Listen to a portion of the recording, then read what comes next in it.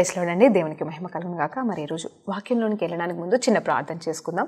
పరిశుద్ధ గొప్ప దేవా, నీకు స్తోత్రం, స్తుతి, మహిమ, ఘనత, ప్రభావం చెల్లించుకుంటున్నాం రాజా. మరి సమయంలో ప్రభా, అవును ప్రభా, నీ జ్ఞానం గురించి కొన్ని సత్యాలు, అలాగే నీ శక్తిని గురించిన కొన్ని సత్యాలు మేము ధ్యానిస్తుండగా ప్రభా, నీ జ్ఞానంతోనూ నీ శక్తితోనూ వింటున్న ప్రతి బిడ్డను అలాగే నన్ను కూడా నింపమని వేడుకుంటూ యేసయ్య నామములో ప్రార్థన వేడుకుంటూ పొందుకుంటున్నాం తండ్రి, ఆమేన్. దేవునికి మహిమ కలుగును గాకండి. మరి ఈరోజు దేవాది దేవుడు మనకిస్తున్న వాక్యాంశం ఏంటి అంటే, దేవుని యొక్క శక్తి, అలాగనే మరే దేవుని యొక్క జ్ఞానము ఎవరై ఉన్నారు అంటే క్రీస్తు ఉన్నాడు అని చెప్పేసి పౌలు భక్తుడు మరి 1 కొరింథీయులలో రాసిన మొదటి గ్రంథంలో చెప్తున్నాడండి. హల్లెలూయా, దేవునికి మహిమ కలుగును గాక. మరి క్రీస్తు దేవుని శక్తియు జ్ఞానమును అయి ఉన్నాడండి. హల్లెలూయా, దేవునికి మహిమ కలుగును గాక. మరి ఈరోజు మరి ఈ వాక్యం అంటే ఈ మాటను బట్టి మరి ఇది నేను ధ్యానిస్తున్నప్పుడు, ఇది చదువుతున్నప్పుడు మరి దేవాది దేవుడు చెప్తున్న మాట ఏంటంటే, క్రీస్తే మరి దేవుని యొక్క అంటే మరి యేసు ప్రభు వారే దేవుని యొక్క మరి అభిషక్తుడైన యేసు ప్రభు వారు దేవుని యొక్క మరి శక్తియు అలాగనే జ్ఞానమునై ఉన్నాడు అని చెప్పేసి మరి అన్న మాటని పరిశుద్ధాత్మ దేవుని చేత నేను తాకబడ్డానండి. మరి ఈరోజు మరి ఈ కొద్ది సమయాన్ని మనం ధ్యానిస్తుండగా మరి దేవాది దేవుడు మనల్ని నిజమే క్రీస్తుతో నింపబడిన మనము, అలాగే క్రీస్తులో ఉన్న శక్తితోనే మరి క్రీస్తే మరి జ్ఞానమే ఉన్నాడు కాబట్టి మరి ఆ జ్ఞానంతో మనం నింపబడేలాగిన ప్రార్థనతో పూర్వకంగా మరి వాక్యాలన్నీ విందామండి. అందును బట్టి దేవునికి మహిమ కలుగును గాక. అవును, అసలు జ్ఞానం అంటే ఏంటండి? మరి జ్ఞానం ఎవరు కోరుకుంటున్నారు అనేది చూస్తే నిజమే ప్రతి ఒక్కరికి జ్ఞానం కావాలి. లోక సంబంధమైన జ్ఞానం కావాలి, ఇహలోక సంబంధమైన జ్ఞానం, పరలోక సంబంధమైన జ్ఞానం. సరే, క్రైస్తవులుగా మనం ఆలోచిస్తుండొచ్చు, మరి ఒక విశ్వాసిగా ఉన్న వ్యక్తివి ఒకవేళ పరలోక జ్ఞానం గురించి మరి సంపాదించాలి అంటే ఆ జ్ఞానం నాకు కావాలని నువ్వు దేవుని దగ్గర మొరపెడుతున్నావేమో, దేవా నాకు సత్యాన్ని బయలుపరచని అనుకుంటున్నావేమో. అందుని బట్టి దేవునికి మహిమ కలుగును గాక. మరి లోకంలో ఉన్నవారే కావచ్చు, మరి క్రైస్తవులే కావచ్చు, మరి ఎవరైనా సరే చాలామంది కూడా కొంచెం జ్ఞానాన్ని సంపాదించుకోవడానికి అంటే ఈ విషయంలో జ్ఞానం అంటే ఏదైనా సరే, అది టెక్నికల్గా కావచ్చు, లేకపోతే మరి ఇప్పుడు చూస్తున్నాం కదండి ఫోన్ పరంగా అంటే లైక్ ఒక ఫోన్ని చూస్తే మరి ఫోన్లో మరి గూగుల్ అని వస్తుంది, దానిలో ఏది కొట్టినా అసలు అంటే దాన్ని గూగుల్ తల్లి అనే పేరు పెట్టేస్తున్నారు. మరి ఎందుకో నాకు తెలియదు, కానీ అది ఎలా అంటే ప్రతిదీ అందులో ఒక ఏదన్నా కావాలి అని కొడితే దాని మొత్తం దానికి సంబంధించిన ప్రతి జ్ఞానం కూడా మరి తెలుస్తుందంటండి. హల్లెలూయా, దేవునికి మహిమ కలుగును గాక. ఒకప్పుడు ఎలా ఉండేదంటే దేని గురించి అయినా తెలుసుకోవాలి అంటే వారు ఎక్కడికి వెళ్ళేవాళ్ళు అంటే మరి లైబ్రరీకి వెళ్ళేవాళ్ళండి. అవును, మరి ఆ ఊర్లో లైబ్రరీ ఉన్నాను, ఆ జిల్లాలో అంటే మెయిన్ ఊర్లలో, మరి పల్లెటూరులో అయితే ఉండేది కాదు, కానీ మరి లైబ్రరీకి వెళ్ళి అక్కడ ఉన్న పుస్తకాల గురించి, టాపిక్ల గురించి, మరి దీని గురించి నేను ఎట్లా అవగాహన తెలుసుకోవాలి, మరి పూర్వ సంగతులు కావచ్చు, హిస్టరీ కావచ్చు, what ever it may be, అది ఏ సబ్జెక్ట్ అయినా ఏదైనా సరే మరి లైబ్రరీలో బుక్స్ తెచ్చుకొని చదవడము అలా చేసేవారండి. కానీ ఇప్పుడు చూస్తే అసలు పుస్తకాలు తీసి చదివేదే లేదు, అసలు ఆలోచిస్తూనే లేరు. సరే, ఇవన్నీ విషయాల గురించి అయితే నేను చెప్పదలుచుకోలేదు, కానీ మరి ఈరోజు దేవాది దేవుడు మనతో ఏ విషయం గురించి మాట్లాడాలనుకుంటున్నాడు అనేది మనం విందామండి. అందుని బట్టి దేవునికి మహిమ కలుగును గాక. మరి యాకోబు గ్రంథంలో మరి 1వ అధ్యాయము మరి 5వ వచనంలో చూసినప్పుడు, జ్ఞానం లేని వారలారా నా యుద్ధకు రండి, మీరు మరి మీకు జ్ఞానము లేని ఎడల నా యుద్ధకు రండి, నన్ను అడగండి నేను ఇస్తాను. మీరు ఎలా అడగాలి అంటే విశ్వాసంతో, మరి అల్ప విశ్వాసంతో కాదు, డౌట్ఫుల్తో కాదు, ద్విమనస్సుతో కాదు, కానీ మరి పూర్ణ హృదయంతో మీరు అడిగినప్పుడు, విశ్వాసంతో మీరు అడిగినప్పుడు నేను ఖచ్చితంగా మీకు జ్ఞానాన్ని ఇస్తానని చెప్పేసి దేవాది దేవుడే చెప్తున్నాడండి. అంటే అక్కడ యాకోబు ద్వారా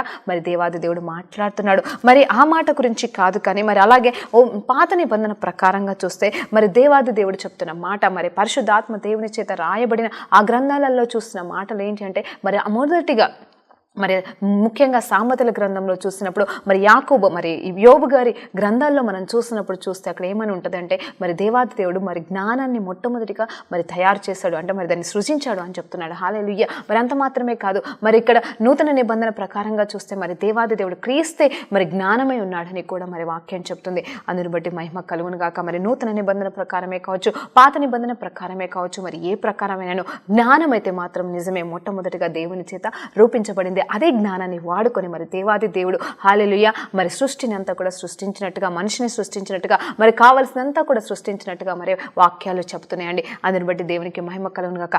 ఈరోజు హల్లెలూయా ఒక క్రైస్తవుడిగా, ఇంకొక అన్యురాలుగా కావచ్చు, మరి ఏ జ్ఞానాన్ని నువ్వు కోరుకుంటున్నావు? ఏ జ్ఞానం విషయంలో దేవుడు మరి ఇవ్వాలని ఇష్టపడుతున్నాడు? అవును, జ్ఞానం కొదవై ఉన్నదా, నా దగ్గరికి రండిని ఏ జ్ఞానం గురించి మాట్లాడుతున్నాడు అనేది మనం తెలుసుకుందామండి. ఈరోజు మరి పౌలు రాసిన పత్రిక గురించి కొన్ని సత్యాలు నేను ఈరోజు మీకోసం చదివి వినిపిస్తూ మరి వీలైనంత వరకు మరి మధ్య మధ్యలో ఒక్కొక్క వాక్యాన్ని చదువుతుండగా దేవుడు ప్రేరేపించిన దాన్ని బట్టి మనం మాట్లాడుకుందామండి. అందుని బట్టి దేవునికి మహిమ కలుగును గాక.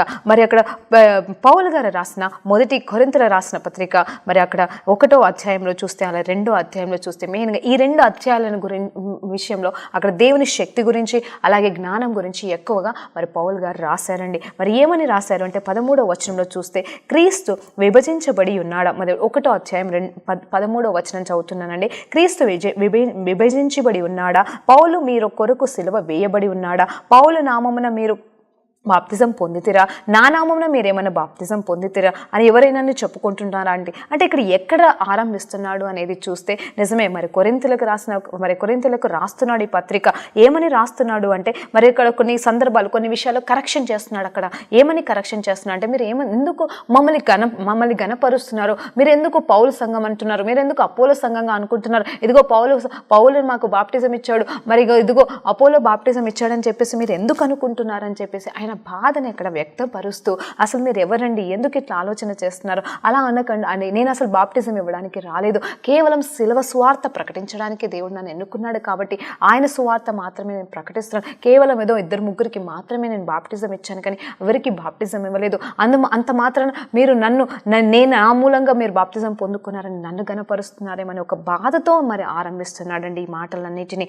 ఆ తర్వాత చూస్తే మరి కేవలం మరి 17వ వచనంలో చూసినప్పుడు బాప్తిజం ఇచ్చుటకు క్రీస్తు నన్ను పంపలేదు కానీ క్రీస్తు యొక్క శిలువ వ్యర్థము కాకుండానట్లు మరి వాక్చాతుర్యము చేత కాకుండా కేవలము సువార్త ప్రకటించడానికి మాత్రమే ఆయన నన్ను పంపి ఉన్నాడు. శిలువని గూర్చి వార్త నశించుచున్న వారికి అది వెర్రితనము కావచ్చు కానీ మరి రక్షించబడుతున్న మనకి మాత్రం దేవుని శక్తి అయి ఉన్నదని చెప్పేసి ఇక్కడ 18వ వచనంలో పౌలు భక్తుడు చెప్తున్నాడు. అవును, అక్కడ ఏమంటున్నాడంటే క్రీస్తు యొక్క శక్తిని మాత్రమే ప్రకటించడానికి. హల్లెలూయా. మరి జాగ్రత్తగా వినండి. మరి ఒక్కొక్క విషయంలో మరి ఇక్కడ నేను మాట్లాడుతూ ఉన్నప్పుడు మరి మీరు అర్థం చేసుకోవాలని మిమ్మల్ని బ్రతిమలాడుతున్నాను. ఎందుకంటే ఇక్కడ మరి దేవుని యొక్క శక్తి, హల్లెలూయా, దేవుని యొక్క శక్తి గురించి కూడా నేను ఈరోజు మాట్లాడాలని ఆశపడుతున్నాను. అవును, దేవుని యొక్క శక్తి ఏదైతే ఉంది అని అంటే కేవలం ఆయన వలన మనం రక్షించబడుతున్నామన్న సత్యము, ఆ శిలువ సువార్తని మరి ఆ సువార్తని మనం అంగీకరించినప్పుడు ఆయనలో ఉన్న శక్తిని, హల్లెలూయా, దేవాది దేవునిలో ఉన్న శక్తిని మనం పొందుకుంటామని ఇక్కడ పౌలు భక్తుడు చెప్తున్నాడు. అంత మాత్రమే కాదు, ఆ తర్వాత వచనాలు చూసినప్పుడు జ్ఞానుల జ్ఞానము నాశనము చేతును, వివేకుల వివేకము శూన్యము అగుదును అని వ్రాయబడి ఉన్నది కదా అని. అంటే మరి దేవాది దేవుడు చెప్తున్నాడు అంటే మరి పాత నిబంధనలో ఉన్న మాట అంటే జ్ఞానుల జ్ఞానం నాశనం చేస్తాను, మరి వివేకుల వివేకము కూడా నేను నాశనం చేస్తానని చెప్పేసి దేవాది దేవుడు చెప్తున్నాడు. మరి ఇక్కడ ఏ జ్ఞానాన్ని నాశనం చేస్తానంటున్నాడు, ఏ వివేకాన్ని మరి దేవుడు జ్ఞానం మరి ఏ నాలెడ్జ్ని ఏ విజ్డమ్ని దేవుడు నాశనం చేస్తానని చెప్తున్నాడు అనేది కూడా చూస్తే మరి లోక సంబంధమైందేమో అని నేను అనుకున్నాను. ఆ తర్వాత జ్ఞాని ఏమయ్యను, శాస్త్రి ఏమైపోయాను, ఈ లోకపు తర్కవాది ఏమయ్యను, ఈ లోక జ్ఞానము దేవునికి వెర్రతనముగా చేసి ఉన్నది కదా. దేవుని జ్ఞానానుసారముగా లోకము ఈ తన జ్ఞానము చేత దేవునిని ఎదుర్కొంటుంది కదా. మరి సువార్త ప్రకటన అని వెర్రి తనమును చేత నమ్మిన వారు రక్షించుట దేవుని దయాపూర్వకము సంకల్పమాయను అని చెప్పి మాట్లాడుతున్నాడండి. అవును, ఈ సందర్భాలని ఒక్కొక్క వచనం అయితే నాకు చదవడానికి రాదండి నిజం చెప్పాలంటే, కానీ మరి పరిశుద్ధాత్మ దేవుడు నాకు అర్థం చేసిన మాటలు మీకు చెప్పడానికి ఇష్టపడుతున్నాను. అవును, ఇక్కడ లోక జ్ఞానం అనేది దేవునికి వెర్రితనంగా ఉందంట. హల్లెలూయా. కానీ లోకానికి మరి దేవుని మాటలు దేవుని జ్ఞానం వెరితరంగా ఉంది. చూడండి ఇక్కడ ఎంత అపోజిట్గా పనిచేస్తున్నాయి. మరి నువ్వు ఎక్కడున్నావు, లోకంలో ఉన్నావా మరి దేవునిలో ఉన్నావా అని ప్రశ్నిస్తున్నాడు దేవాది దేవుడు. ఆ తర్వాత చూస్తే కొంతమంది మరి సూచక క్రియల కోసం, కొంతమంది ఏమో జ్ఞానం కోసం అక్కడ ప్రశ్నిస్తున్నారు. అప్పుడే మేము నమ్ముతాము యేసుక్రీస్తు అని చెప్పేసి వాదిస్తున్నారు. అంటే అక్కడ మరి పౌలు భక్తుడు ఎదుర్కొంటున్న సిచ్యువేషన్స్ని మరి ఎవరు ఏ రీతిగా మాట్లాడుతున్నారు, ఆ సిచ్యువేషన్స్ అన్ని ఎదుర్కోవడం అనేది జరుగుతుండొచ్చు. దాన్ని బట్టి మరి ఇక్కడ మాట్లాడుతుండొచ్చు. మరి అంటే మెయిన్గా కొరింథీ సంఘానికి సంబంధించిన వ్యక్తులు మరి వారు ఏ రీతిగా మాట్లాడుతున్నారో వారికి జవాబు ఇవ్వడం జరుగుతున్నట్టుందండి ఇక్కడ.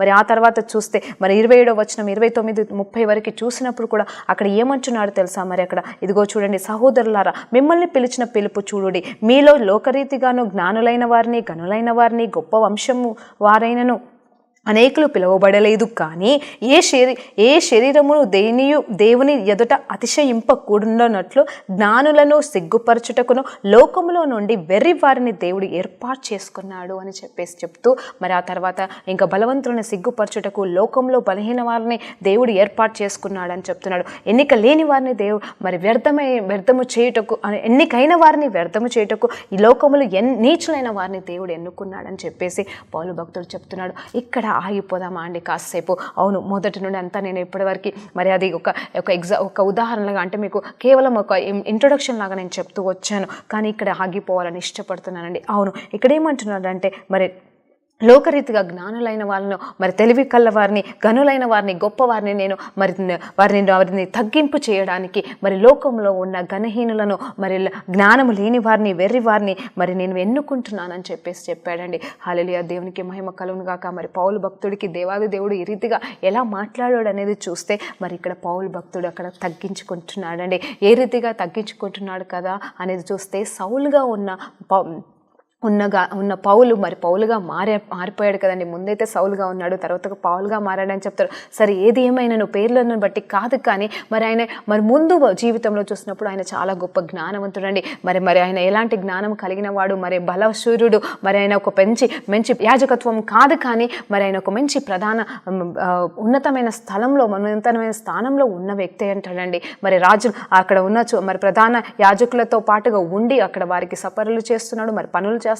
అంత మాత్రమే కాదు, యేసు క్రీస్తు అని దేవుడు అని చెప్తున్న వారిని చంపడానికి కూడా ఆయన ముందుకు వచ్చాడండి. కానీ ఆయన ఒక పరమ జ్ఞాని, అంటే మంచి జ్ఞానిగా మరి బైబిల్లో కొన్ని వచనాలు రికార్డ్ చేయబడుతున్నాయి. కానీ ఇక్కడ ఏమంటున్నాడు అంటే, ఇదిగో జ్ఞానులైన వారిని ఎన్నుకోలేదు అన్నప్పుడు మరి ఈయన జ్ఞానవంతుడని బైబిల్ కొన్నిసార్లు రికార్డ్ చేసింది కాబట్టి మరి ఈయనను ఎందుకు పౌలుని ఎందుకు దేవుడు ఎన్నుకున్నాడు, మరి ఎందుకు ఈ రీతిగా రాశాడని చెప్పేసి నేను ఆలోచన చేసినప్పుడు నిజమే, దానికంటే ముందు వచనాలు ఆయన రాశాడు కదండి. జ్ఞాని ఏమైపోయాడు, లోక సంబంధమైన జ్ఞాని ఏమైపోయాడు, ఏ లోక సంబంధమైన జ్ఞాని ఏమైపోయాడు అని చెప్పేసి నేను అనుకుంటున్నాను. తన గురించి తనే మాట్లాడుకుంటున్నాడేమో అనిపించింది. అవును, ఎందుకంటే తనగానే అక్కడ ఎక్స్ప్లెయిన్ చేసుకుంటున్నట్టుగా అనిపించింది. ఎందుకంటే ఎప్పుడైతే క్రీస్తు సువార్త మరి సిలువ సువార్త ఆయన ప్రకటించడం ఆరంభించాడు, నిజమైన దేవుని శక్తిని అనుభవించడం మొదలుపెట్టాడు, అదే నిజమైన జ్ఞానం అని తెలుసుకున్నాడు. అప్పుడు తనకు తగ్గించుకుంటున్నాడు. ఏమంటున్నాడంటే, అలాంటి వారిని, అంటే లోక సంబంధమైన జ్ఞానం ఉన్న వారిని ఎన్నుకోలేదు, కానీ జ్ఞానం లేని వారిని, ఎన్నిక లేని వారిని, నీచులైన వారిని, మరి అసలు ఎలాంటి వారిని దేవుడు ఎన్నుకున్నాడు అని చెప్తున్నాడు అంటే, మరి ఎవరు ఏమీ కాని వారిని దేవుడు ఎన్నుకున్నాడు, తృణీకరించబడిన వారిని దేవుడు ఎన్నుకున్నాడు అని చెప్తున్నాడు. అప్పుడు నాకు అర్థమైంది ఏంటి తెలుసా అండి, మరి పేతురుని జ్ఞాపకం చేసుకుంటున్నాడు. అంటే మీరు తప్పుగా అపార్థం చేసుకోవద్దు, కానీ ఎందుకంటే ఇక్కడ నేను కూడా ఇక్కడ ఉన్నాను, తక్కువ స్థానంలో ఉన్నా, నన్ను కూడా దేవుడు ఎన్నుకున్నాడు, మిమ్మల్ని కూడా దేవుడు ఎన్నుకుని ఉండొచ్చండి. మరి ఇక్కడ నాకు ఎలా అనిపించింది అంటే, మరి పేతురు గారిని ఇక్కడ గణపరుస్తున్నాడు. మరి పేతురు గారిని ఏ రీతిగా, పేతురే కావచ్చు, మరి అక్కడ చూస్తే మరి బలలు, మరి చేపలు పట్టే వాళ్ళని, మరి జ్ఞానం లేని వారిని, చదువు లేని వారిని, మరి ఎలాంటి వారిని దేవుడు మరి 12 మంది శిష్యులుగా ఎన్నుకున్నారని చూస్తే వాళ్ళందరూ మేధావులు కాదండి. మరి కొంతమంది అయితే మరి మంచి మేధావులుగా ఉన్నారు, మరి జ్ఞానవంతులై ఉన్నారు, కానీ కొంతమంది చూస్తే మరి పామర్లు, అంటే చదువు రాని వాళ్ళై కూడా ఉన్నారని చెప్పేసి మరి అక్కడ బైబుల్ చెప్పబడుతుంది. మరి అలాంటి వాళ్ళని ఎన్నుకొని మరి తన శిష్యులుగా చేసుకున్నాడండి. దేవునికి మహిమ కలుగును కాక. అవును, పౌలుకు లేని అర్హత, పౌలుకు లేని యోగ్యత మరి దేవాది దేవుడు మరి పేతురుతో పాటుగా ఉన్న మిగతా శిష్యులకి మరి ఇచ్చినారండి. మరి వాళ్ళకి ఎంత గొప్ప జ్ఞానం ఇచ్చాడంటే, పరలోక సంబంధమైన జ్ఞానాన్ని మరి 3.5 సంవత్సరాలు ఎంత గొప్పగా చెప్పాడు అంటే చెప్పలేనండి. కానీ ఆ సమయంలో ఈ పౌలు ఏం చేస్తున్నాడంటే, వారి జ్ఞానాన్ని ప్రశ్నిస్తున్నాడు. వారు ఏంటి మాట్లాడుతున్నారని చెప్పేసి వాళ్ళని చంపేయడానికి వెళ్ళాడు. వాళ్ళు వెర్రితనంగా చూశాడు, వాళ్ళని పిచ్చి అనుకున్నాడు. కానీ ఆ తర్వాత మరి దేవాది దేవుడు ఎప్పుడైతే మరి పౌలుని దర్శించాడు, వెంటనే మరి ఈ వ్యక్తి కంప్లీట్గా మారిపోయి ఆ జ్ఞానం వ్యర్థం, ఏది తనకున్న పాత జ్ఞానం వ్యర్థమైనదని చెప్పేసి ఇక్కడ ఒప్పుకుంటున్నాడండి. అంత మాత్రమే కాదు, తను తగ్గించుకుంటున్నాడు. ఈ లోక సంబంధమైన జ్ఞానం వ్యర్థమైంది, అందుకోసమే అంటున్నాడు. అంటే తనైతే నిజమే, తనని మొట్టమొదటిగా ఎన్నుకోగలడు కదండి. మరి పౌలు, మరి స్టెఫెన్ వీళ్ళందరినీ ఎన్నుకున్న దేవుడు, మరి పేతురుని, స్టెఫెన్ని వీళ్ళందరినీ ఎన్నుకున్న దేవుడు మరి ఫస్ట్లో ఎందుకు పౌల్ని ఎన్నుకోలేదో నాకు తెలియదు. కానీ ఎప్పుడైతే ఆ జ్ఞానం అంతా కూడా మరి అది తీయబడిందో అప్పుడే మరి పౌల్ని ఎన్నుకున్నట్టుగా మరి మనకు తెలుస్తుందండి. హల్లెలూయా, దేవునికి మహిమ కలుగును గాక. మరి ఆ రీతిగా మరి తను తగ్గించుకుంటున్నాడు, నిజమైన జ్ఞానం ఏంటో తెలుసుకుంటున్నాడు. నిజమైన జ్ఞానం, హల్లెలూయా, దేవునికి మహిమ కలుగును గాక. అదే చెప్తున్నాడండి ఇక్కడ పౌలు భక్తుడు. మరి 1వ అధ్యాయంలో అయితే రీతిగా ఉంది. మరి అలాగే మరి 1వ అధ్యాయము చివరి వచనంలో చూస్తే మరి దేవుడు ఏ రీతిగా ఎలాంటి వారిని ఎన్నుకున్నాడు అనేది చూస్తే మరి అక్కడ చూస్తే నీచులైన వారిని, తృణీకరించబడిన వారిని, ఎన్నిక లేని వారిని దేవుడు ఏర్పాటు చేసుకున్నాడని చెప్తున్నాడు. అయితే ఆయన మూలముగా మీరు క్రీస్తు యేసునందున్నారు కాబట్టి అతిశయించు వారు ప్రభువునందే అతిశయించండి అని వ్రాయబడినది నెరవేరునట్లు దేవుని మూలంగా ఆయన మనకు జ్ఞానమును, నీతియు, పరిశుద్ధతయు, విమోచను ఆయన అని చెప్పేసి పౌలు భక్తుడు గొప్పగా రాస్తున్నాడండి. అందుని బట్టి దేవునికి మహిమ కలుగును. అవును, ఇది నిజం నిజమైన నూతనత్వము కాదా? మరి రోమీలకు రాసిన పత్రిక 12వ అధ్యాయంలో చూసినప్పుడు 1-2 వచనాలు చూసినప్పుడు మీ మనసులో నూతనీకరించుకోండి, మిమ్మల్ని మీరు మార్చుకోండి అని చెప్పేసి మరి ఆయనే రాస్తున్న మాటలు మరి నిజమే. తను కంప్లీట్గా మారిపోయాడండి. తన లోక జ్ఞానము మరి ఈ లోక సంబంధమైన జ్ఞానం అంత వ్యర్థ జ్ఞానం అని చెప్పేసి తెలుసుకున్నాడు. పాత నిబంధన జ్ఞానము పనికొచ్చే జ్ఞానం కాదని తెలుసుకున్నాడండి. అంత మాత్రమే కాదు, ఇగో సిల్వ సువార్త జ్ఞానం కంటే మించిన జ్ఞానం కాదని తెలుసుకొని ఆ జ్ఞానం ప్రకారంగా ముందుకు సాగుతూ ఆ జ్ఞానాన్ని మరి ఆయన ప్రకటిస్తున్నాడండి. అందును బట్టి మహిమ కలుగును గాక. మరి 2వ అధ్యాయంలోకి వెళ్ళినప్పుడు, సహోదరులారా, నేను మీ యొద్దకి వచ్చినప్పుడు వాక్చాతుర్యముతో గాని మరి జ్ఞానాతిశయంతో గాని నేను దేవుని మర్మంలో మీకు ప్రకటించుటకు వచ్చిన వాడను కాదు, కానీ నేను యేసుక్రీస్తు అనగా సిలువ వేయబడిన యేసుక్రీస్తును తప్ప మరి దేనిని మీ మధ్యకు నేరుగా నెరుగుకుందునని నిశ్చయించుకుంటున్నానని చెప్తున్నాడు. అంటే ఇక్కడ క్లియర్గా మాట్లాడుతున్నాడండి. ఏమంటున్నాడు అంటే, మరి దేవుని జ్ఞానము తప్ప మరి లోక జ్ఞానం సంబంధించింది కాదు, వాక్చాతుర్యం ఉందని కాదు నాకు, లేకపోతే నేను ఎంతో గొప్ప జ్ఞానవంతుడని నేను రాలేదు, కానీ కేవలం యేసు ప్రభు యొక్క శక్తిని బట్టి, ఆ సిల్వ శక్తిని నేను చూడకపోయినను, ఆ సమయంలో నేను అనుభవించకపోయినా, ఎప్పుడైతే దేవాది దేవుడు నన్ను దర్శించాడో, ఆ మర్మాలన్నీ నాకు బోధించాడో, అవన్నీ నాకు ఆత్మదేవుడు చూపించాడు, అప్పుడు అవన్నీ మోసుకొని మీ దగ్గరికి వచ్చానని చెప్పేసి చెప్పకనే చెప్తున్నాడు. ఆ తర్వాత చూసినప్పుడు మరి ఇక్కడ నాకు 2వ అధ్యాయము మరి 7వ వచనంలో చాలా చక్కటి మాట చెప్తున్నాడు. ఏంటి తెలుసా? దేవుని జ్ఞానము మర్మమైనట్టుగా, హల్లెలూయా, దేవుని జ్ఞానము మర్మమైనట్లుగా బోధించుచున్నాను. ఈ జ్ఞానము మరుగై ఉండెను. జగత్పురత్తుకి ముందుగానే దేవాది దేవుడు మన మహిమ కొరకు, హల్లెలూయా, దేవునికి మహిమ కలుగును గాక, మన మహిమ నిమిత్తము నియమించును అని చెప్పేసి చెప్తున్నాడు. ఇక్కడ ఎవరి మహిమ కొరకు ఈ జ్ఞానాన్ని, హల్లెలూయా, ఈ మరి సువార్త అనే జ్ఞానాన్ని, మరి దేవుని శక్తి అనే జ్ఞానాన్ని, ఇదిగో సిల్వ సువార్త అనే జ్ఞానాన్ని, దేవుని మరి ఆ సిల్వ రక్తము గురించిన జ్ఞానాన్ని, మరి ఆ తర్వాత మరి ఇంకా ఎన్ని జ్ఞానాలు అయితే ఉన్నాయో, యేసు ప్రభు గురించిన ప్రతి మాట జ్ఞానం అండి. హల్లెలూయా. ఆ జ్ఞానం కేవలం ఎవరి మహిమ కొరకండి? దేవుని మహిమ కొరకని ఇక్కడ రాయబడలేదు, కానీ మన మహిమ నిమిత్తం, హల్లెలూయా, నా మహిమ నిమిత్తం అక్కడ మరి దేవాది దేవుడు మనకు బయలుపరుస్తున్నాడు, మనకి చూపిస్తున్నాడు, మనము పొందుకోవడానికి ఇస్తున్నాడు. అలాంటి జ్ఞానాన్ని కోరుకోమని చెప్పేసి పరిశుద్ధాత్మ దేవుడు మరి యాకోబు గ్రంథంలో, ఇదిగో జ్ఞానము కొదవ కలిగిన వారాలారా నా వద్దకు రండి అని చెప్పేసి అడుగుతున్నాడని. అంతేగాని ఈ లోక సంబంధమైన జ్ఞానం గురించి అక్కడ దేవాది దేవుడు మాట్లాడతలేడు. ఎందుకంటే దేవుడు చెప్తున్నాడు, ఏ లోక సంబంధమైన జ్ఞానము నాకు వెర్రితనం అని చెప్తున్నాడు. హల్లెలూయా, దేవునికి మహిమ కలుగును గాక. ఎన్నో మాటలు మరి ఇక్కడ ఈ 2 అధ్యాయాలు మరి పూర్తిగా మీరు మరొక్కసారి ధ్యానించండి, నా కోసం లేకపోతే మీకోసం ధ్యానించండి. ఎన్ని చక్కటి సత్యాలు ఇందులో ఉన్నవి అంటే, నిజమే, మనం ఎంత పిచ్చి వాళ్ళం, ఎంత వెర్రి వాళ్ళమో మనకు అర్థమైపోతుంది. అప్పుడు మనం కనీసం దేవుని సన్నిధిలో మోకరించి, దేవా, ఇదిగో నీ జ్ఞానం నాకు ఇవ్వు నాయన, ఇదిగో నీ సత్యంలో నన్ను నడిపించు నాయన, నీ కోసం జీవిస్తే చాలు నాయన అని చెప్పేసి మనం ప్రార్థన చేయడానికి మనకు మనస్సు కలుగుతుందండి. అప్పుడు ఖచ్చితంగా నువ్వు నేను చేసే ఈ యథార్థ ప్రార్థనలో దేవుడు ఖచ్చితంగా మనకు సహాయం చేస్తాడు. అవును, ఇక్కడ పౌలు భక్తుడు చెప్తున్నాడు. మరి సరే, పౌలు పేతురు గురించి ఏ రీతిగా అనుకుంటున్నాడో మనం ధ్యానించాం కదా, మరి ఘనపరుస్తున్నాడు. మరి పేతురు కూడా ఒక మాట అంటున్నాడు, మరి ఆ విషయం కూడా మీకు చెప్పాలి కదండి. మరి పేతురు అంటున్నాడు తన పత్రికల్లో, మరి నేను వచనం తీసి చెప్పట్లేదు, కానీ ఏమంటాడు తెలుసా? ఇదిగో పౌలు రాసిన పత్రికలు నిజంగా చాలా గొప్ప జ్ఞానంతో, మర్మాలతో కూడినవి. అది అర్థం చేసుకోవడం మన వల్ల కాదు, అది నా శక్తికి కూడా మించింది కాదని చెప్పేసి చెప్పకనే చెప్తున్నాడు. హల్లెలూయా, దేవునికి మహిమ కలుగును గాక. అక్కడ పేతురు భక్తుడు పౌలుని గనపరుస్తున్నాడు, ఇక్కడ పౌలు గారు మరి పేతుర్ని గనపరుస్తున్నాడు. అందుని బట్టి దేవునికి మహిమ కలుగును గాక. కొన్ని సందర్భాల్లో ఓకే, అక్కడ కొన్ని మనస్పర్ధలు వస్తుండొచ్చు, కానీ అది ఏదేమైనాను అవన్నీ కాదు. కానీ ఇక్కడ చూస్తే నిజం చెప్పాలంటే ఒకరినొకరు గనపరుచుకుంటున్నారని, ఒకరి పత్రికలను బట్టి ఇంకొకరు గనపరుస్తున్నారు, ఒకరి సాక్ష్యాన్ని బట్టి, ఒకరి జ్ఞానాన్ని బట్టి ఇంకొకరు మరి దేవుని మహిమపరుస్తూ అవి దూరంగానే ఉన్నారు. ఒకరు చూసుకుంటున్నారో లేదో నాకు తెలియదు, కానీ మరి గనపరుస్తున్నారండి. మన సంఘాలలో మరి ఇంకొక సేవకుడి గురించి ఇంకొక సేవకుడు ఏం మాట్లాడుతున్నాడని ఆలోచన చేస్తే ఇవన్నీ నేను చెప్పనవసరం లేదు. కానీ మరి ఏ రీతిగా మరి పౌలు భక్తుడు, పేతురు భక్తుడు ఏ రీతిగా మరి ఉన్నారో ఆ రీతిగా మనం ఉందామని మిమ్మల్ని వేడుకుంటున్నానండి. మరి ఇంకా ముందుకు సాగినప్పుడు మరి అందులోనే చూస్తే మరి ఇక్కడ దేవుని శక్తి మరి ఎలా ఉంది అనేది మనం తెలుసుకున్నాము, మరి ఏమై ఉందనేది మనం తెలుసుకున్నాము. స్వార్థనే దేవుని శక్తి, మరి ఆ ధ్యానమే మనకి నిజమైన శక్తిని ఇస్తుందని చెప్పేసి మరి దేవాది దేవుడు చెప్తున్నాడు. అంత మాత్రమే కాదు, మరి జ్ఞానం గురించి కూడా మాట్లాడుతుంటే నాకు ఇంకనూ నచ్చిన మాట ఏంటి అంటే, మరి 1వ అధ్యాయంలో చూస్తే 31వ వచనం, అతిశయించువాడు ప్రభు నందే అతిశయించువాలనని మరి రాయబడి ఉన్నది. కాబట్టి అది నెరవేరినట్టుగా దేవుని మూలంగా ఆయనే మనకి హల్లెలూయా ఆయనే మనకు జ్ఞానమును నీతియు పరిశుద్ధతయు విమోచను ఆయనండి. హల్లెలూయా దేవునికి మహిమ కలుగుగాక. ఈరోజు ఎంతమంది పరిశుద్ధతను కోరుకుంటున్నారు, ఎంతమంది నిజముగా విమోచనను కోరుకుంటున్నారు, నిజంగా ఎంతమంది మీరు జ్ఞానాన్ని కోరుకుంటున్నారు. ఇక్కడ దేవాది దేవుడు చెప్తున్నాడు ఆయనే నీకు నాకు జ్ఞానమై ఉన్నాడంట, ఆయనే నీకు నాకు నీతి అయి ఉన్నాడంట, ఆయనే నీకు నాకు పరిశుద్ధత అయి ఉన్నాడంట, ఆయనే నీకు నాకు విమోచన ఉన్నాడంట అండి. హల్లెలూయా ఆయన ఉంటే ఇవన్నీ మనకు తోడుగా ఉన్నాయంటండి. మరి ఇంకే దేనికోసమో మనం పరిగెత్తనక్కర్లేదు, ఇంకెక్కడో పరిగెత్తనక్కర్లేదు, ఏ ఉపవాస ప్రార్థనను పరిగెత్తనక్కర్లేదు. కానీ ఇదిగో ఆయన నమ్ముకుంటే, ఆయన సువార్త శక్తిని మనం అనుభవించినప్పుడు, ఆయన శిల్వ శక్తిని మనం ధ్యానించినప్పుడు, ఆ గొప్ప కార్యాన్ని మనం నమ్మినప్పుడు ఇదిగో ఆయనే మనకి జ్ఞానము నీతి పరిశుద్ధత సమస్తం అయిపోతాడంటే మన జీవితంలోకి వచ్చి ఆయన మనతో ఉంటాడని చెప్తున్నాడు. దేవునికి మహిమ కలుగును గాక.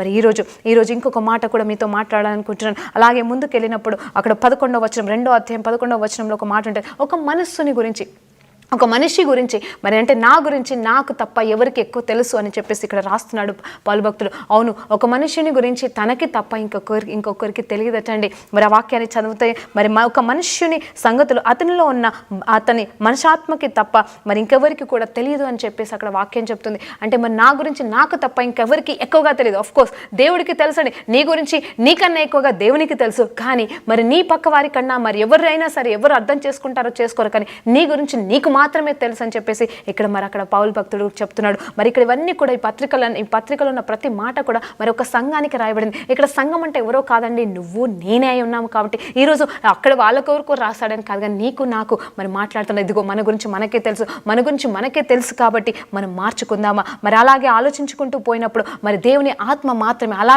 అలాగనే చెప్తున్నాడు. ఏమిటంటే అలాగే దేవుని ఆత్మ గురించి మరి దేవుని ఆత్మకి తప్ప మరి దేవుని ఆత్మ గురించి దేవునికి తప్ప ఇంకెవరికి తెలియదని చెప్పినప్పుడు మరి మన ఆత్మ గురించి మనకి తెలిసినప్పుడు, దేవుని ఆత్మ గురించి దేవునికి తెలిసినప్పుడు మరి ఎట్లా మనం దేవుని ఆత్మని తెలుసుకోగలము అని చూస్తే కేవలం ఇక్కడ అర్థమైంది ఏంటంటే ఆ తర్వాత వచనాల్లో అలాగే ధ్యానించుకుంటూ వెళ్ళినప్పుడు అక్కడ ఆత్మ దేవుడు మనకి బయలుపరుస్తాడంట. ఆత్మనే మనకి అన్ని విషయాలు తెలియజేస్తాడంట అండి. హల్లెలూయా. మరి ఆత్మను పొందుకున్న వారు ఎన్నో గొప్ప సత్యాలు మరి దీర్ఘ దర్శనాలు చూస్తారు. ఇతరుల జీవితంలో ఏం జరుగుతుందో కూడా చూడగలుగుతున్నారు. మరి వరాలతో నింపబడుతున్నారు అంటే అది కేవలం దేవుడిచ్చిన ఆత్మశక్తి కదండి. హల్లెలూయా. దేవునికి మహిమ కలుగును గాక. మరి ఆ తర్వాత చూసినప్పుడు ఇవన్నీ అయితే మనకి అవసరం ఉన్నంత వరకు అవసరమే అండి. మరి ఫైనల్గా చూసినప్పుడు మరి 2వ అధ్యాయము 16వ వచనముని మరి చూసినప్పుడు మనమైతే క్రీస్తు మనస్సు కలిగి ఉన్నవారము అని చెప్పేసి చెప్తున్నాడు. హల్లెలూయా. మరొక్కసారి చదువుతానండి. అక్కడ వచనం ఎలా ఉంది అంటే ఆత్మ సంబంధి అయిన వాడు అన్నింటినీ వివేచించును, కానీ అతడెవడైన చేతనైనను వివేచింపబడు, కానీ ప్రభువు మనస్సు ఎరిగి ఆయనకు బోధింపగల వాడెవడు అని చెప్పేసి చెప్తున్నాడు. చూడండి, దేవుని మనస్సుని ఎరిగి అతనికి చెప్పేవారు ఎవరు లేరు. కానీ ఇక్కడ ఒక మాట చెప్పబడు, కానీ మనమైతే అంటే క్రీస్తులో ఉన్న నువ్వు నేను అయితే మాత్రం ఆయన మనస్సే కలిగిన వారమై ఉన్నామంటండి. Hallelujah. We have got the mind of Christ. Praise the Lord. ఇక్కడ ఆగిపోదామా అండి. మరి మైండ్ ఆఫ్ క్రైస్ట్ అనేది ఎవరికి ఇస్తున్నాడు? దేవాది దేవుడు, ఆత్మదేవుడు అడుగుతున్న నీకు నాకు ఇస్తున్నాడు. నువ్వు అడిగినప్పుడు ఇస్తున్నాడు. ఇదిగో ఆయన జ్ఞానాన్ని ఇస్తున్నాడు. ఇదిగో ఆయన సత్యాన్ని నీకు ఇవ్వాలనుకుంటున్నాడు. ఆయన శక్తిని నీకు ఇవ్వాలనుకుంటున్నాడు. అది కేవలం నువ్వు దేవుని నమ్ముకున్నప్పుడు మాత్రమే అమ్మ. ఇదిగో లోక సంబంధమైన జ్ఞానం. అవును, మనం ఎడ్యుకేషన్ చేస్తాము, సరే చదువుకుంటాము, చదువుకునేది ఏమైనా వ్యర్థమవుతుందంటే ఎక్కడ వ్యర్థం కావట్లేదండి, కాదనట్లేదు, అది అవసరమే. కానీ అది ఎంతవరకు అవసరమో అంటే మరి లోకం అంతంలో అయితే అది పనికి రాదని తెలుస్తుంది కదండి. ఒక్కొక్కసారి ఏదైనా సరే పనికి రాకుండా పోతున్నాయి. మరి ఈ రోజు నువ్వు గొప్ప జ్ఞానంతో ఒక సైంటిస్ట్ ఒక గొప్ప వస్తువును తయారు చేస్తే దానికంటే మేలు ఇంకొకటి తయారు చేస్తున్నట్టే మరి ఇది పాడైపోతున్నట్టే కదా, ఇది వ్యర్థమైపోతున్నట్టే కదా. దానికంటే కొత్తది తయారు చేస్తే దాని వైపే పరిగెడుతున్నారు. కానీ దేవుని శక్తి మారని శక్తి అండి. దేవుని జ్ఞానం మారని జ్ఞానం అండి. ఆయన శిల్వ సువార్తలో మారదండి. ఆయన ఆ సువార్తలో ఉన్న శక్తి మారదు, ఆయనలో ఉన్న కృప మారదు. కానీ మరి ఈ లోక సంబంధమైన జ్ఞానాలు మారుతా ఉన్నాయి. ఒకరోజు దీని వెనకాల పరిగెడతాం, ఒకరోజు దానిలుయ్య. కానీ దేవుని మనస్సుకు విరోధిగా అయితే మనము బతకలేమండి. మరి ఆయన మనస్సు మనకు ఉంటే ఇంకా ఈ లోకంలో ఉన్న జ్ఞానం వ్యర్థమైందని మనం కూడా చెప్పగలము. మనం కూడా దానికోసం పరిగెత్తాల్సిన అవసరం లేదు. ఓకే, జీవనోపాధి కోసం నీకు కావాలా, సరే ప్రయత్నించు, తీసుకో, మరి అంతేకాని దానికోసం పరిగెత్తాల్సిన అవసరం మనకు లేదని దేవాది దేవుడు చెప్తున్నాడు. అవును, మనమైతే క్రీస్తులో ఉన్నవారము, మనం ఈ లోకంలో ఉన్నాము, కానీ ఈ లోక సంబంధం కాదు అని చెప్పేసి నువ్వు నేను ఏ రోజు మాట్లాడతామని, ఏ రోజు చెప్పుకోగలము అని చెప్పేసి పరిశుద్ధాత్మ దేవుడు ఈరోజు మనల్ని ప్రశ్నిస్తున్నాడు. మరి ఇంకా కొన్ని విషయాలకు వెళ్ళినప్పుడు మరి ఇక్కడ చూస్తే మరి ఆ 2వ అధ్యాయం 7వ వచనంలో మరి మన మహిమ కొరకే ఆయన మనకి జ్ఞానాన్ని ఇచ్చినాడని తెలిసి అని మనం నేర్చుకున్నాం. అంత మాత్రమే కాదు, ఆయన మనస్సుని మరి క్రీస్తు యొక్క మనసును మనకి ఇచ్చి ఉన్నాడని మనం తెలుసుకున్నామండి. అంత మాత్రమే కాదు, మనల్ని ఎన్నుకున్నాడు, మరి పనికి రాని మనల్ని ఎన్నుకున్నాడు అని చెప్తున్నాడు.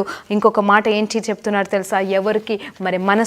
ఎవరి మనస్సు వారికే తెలుస్తుందని కూడా చెప్తా ఉన్నాడు. హల్లెలూయా. ఈ గొప్ప సత్యాల్ని మరి దేవాది దేవుడు మీతో ఎలా మాట్లాడాడో నాకు తెలియదు, కానీ మరి నాతో మాత్రం ఒక మాట మాట్లాడినాడండి.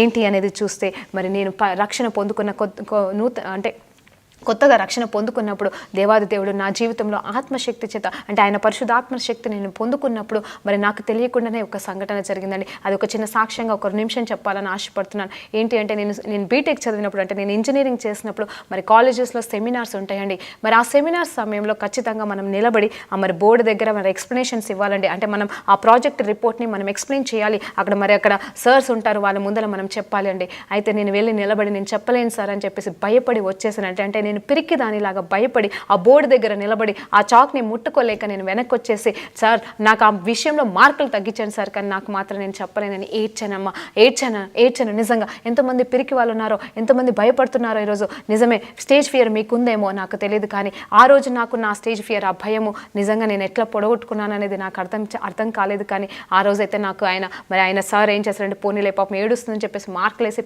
పాస్ చేసేసాడేమో, ఆ కృప ఆయన ఏ రకంగా చూపించాడు. కానీ తర్వాత ఎప్పుడైతే నేను దేవాది దేవుని నమ్ముకున్నానో అంత పెరికిదాన్ని, అసలు నాకు తెలియకుండానే మరి ఇంతమంది మధ్యలో ఎంతమంది ఉండని, 100 మంది ఉండని, 20 మంది ఉండని, 50 మంది ఉండని, 1000 మంది ఉండని, ఇదిగో టీవీ ముందరకు కూడా మరి నేను మాట్లాడడానికి దేవుడు ధైర్యం ఇచ్చాడంటే ఇది వేరే ఏ శక్తి కాదండి, కేవలం దేవుడిచ్చిన శక్తి. ఇదిగో దేవుడిచ్చిన జ్ఞానం అని, దేవుడిచ్చిన మనస్సు తప్ప ఇంకేది కాదు. అది కూడా నేను అడగలేదు దేవాది దేవుడి, కానీ ఎప్పుడైతే ఆయన ఆత్మ నేను పొందుకున్నానో, ఎప్పుడైతే ఆయన ఆత్మ చేత నన్ను తాకాడో వెంటనే నేను కంప్లీట్గా మారడం అనేది జరిగిందండి. అందుని బట్టి నిజంగా ఈరోజు చెల్లి నేను బలపరుస్తున్నాను. ఈరోజు నీకు ధైర్యాన్ని నేను చెప్పడానికి సాక్ష్యాన్ని చెప్తున్నాను, కానీ ఇంకేమీ కాదు. ఇదిగో లోక సంబంధమైన జ్ఞానం, ఆ బీటెక్ జ్ఞానం అనేది నన్ను ఇక్కడికి తీసుకురాలేదు, కానీ కేవలం ఆయన ఆత్మశక్తితోనే నేను ఇక్కడికి రావడం జరిగింది. అందుని బట్టి దేవునికి మహిమ కలుగును గాక. అయితే ఈరోజు ఈ ముగింపులో నేను మీకోసం ఒక చిన్న పల్లవి పాడాలని ఆశ కలిగి ఉన్నాను. అది కూడా దేవాది దేవుడు నాకు ఇచ్చాడండి.